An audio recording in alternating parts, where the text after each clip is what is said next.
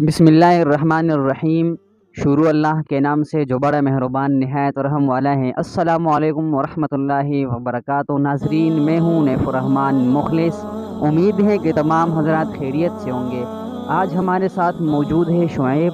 آج ہم ان سے چند اسلامی سوالات پوچھتے ہیں، تو آیا یہ اس کے جوابات دے سکتے ہیں یا نہیں۔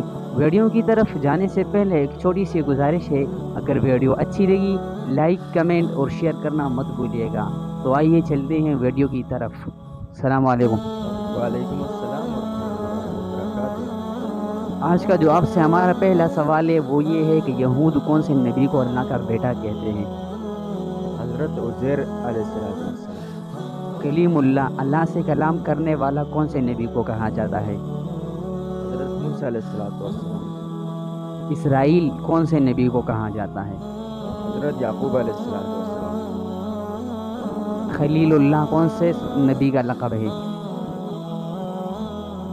حضرت ابراہیم علیہ السلام۔ ذبیح اللہ کون سے نبی کا لقب ہے؟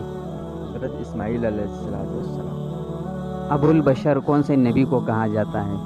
حضرت آدم علیہ السلام۔ بالکل صحیح جواب۔ ماشاءاللہ، یہ تھے ہمارے آج کے سوالات اور جوابات۔ اگر ویڈیو اچھی لگی ہوں تو ایسی مزید ویڈیوز دیکھنے کے لیے ہمارا فیس بک پیج فالو اور یوٹیوب چینل نیف الرحمن مخلص سبسکرائب کیجیے۔